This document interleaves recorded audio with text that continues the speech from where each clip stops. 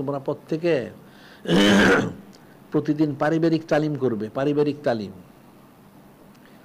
তালিমটা হলো তুমি সকালে হোক আর রাত্রে হোক, তোমার যখন তোমার বাড়ির সবাই লোকজন থাকে, পরিবার ছেলে মেয়ে যাই যদি যারা আছে সব থাকে, তাহলে তাদেরকে নিয়ে বসে তাদের খোঁজ নিব, তারা নামাজ কালাম জিকির করলো কি না খোঁজ নিয়ে, এরপরে কিছু আমাদের এই রেসালা শরীফ আছে, আকায়েদের কিতাব আছে, আদবের কিতাব আছে, পাঠ করবে।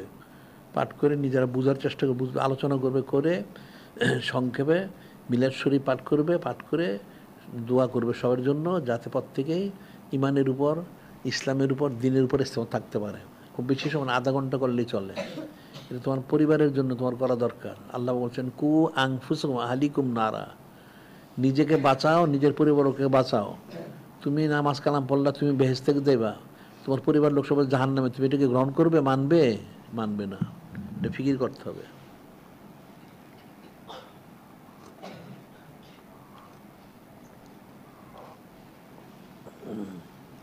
দুনিয়াবী দৃষ্টিতে একটা লোক, তার যদি ছেলে হোক, মেয়ে হোক, তার পরিবার হোক, যেই হোক, বা সে নিজেও যদি হয়, যদি কেউ অসুস্থ হয়ে যায়, তাহলে পরিবারের সবাই কিন্তু অসুস্থ হয়ে যায়। একটা বাচ্চা ছেলে, বাচ্চা মেয়ে অসুস্থ হয়ে গেছে, তার বাবা মা কিন্তু অস্থির হয়ে যায়, কী করে তাকে সুস্থ করা যায়। এখন তাদের নিজেদের খাওয়া পড়া ঘুম সব বাদ হয়ে যায় সুস্থ না করা পর্যন্ত। এটা হলো দুনিয়াবী দৃষ্টিতে। কিন্তু একদিন সে সুস্থ হবে যদি তার হায়াত থাকে। এখন সুস্থ হওয়ার পর একদিন সে মারা যাবে, এটাও স্বাভাবিক। এই যে সে দুনিয়াবী দৃষ্টিতে তার সন্তান হোক, তার বাবা হোক, তার মা হোক, যেই হোক, তাদের কষ্টের কারণে সে অনেক কোশিশ করলো, টাকা পয়সা খরচ করলো, সময় ব্যয় করলো সুস্থ করার জন্য, না করা পর্যন্ত সে ইত্মিনান হলো না। এটা যদি এরকম হয়, ঠিক আছে, খুব ভালো কথা।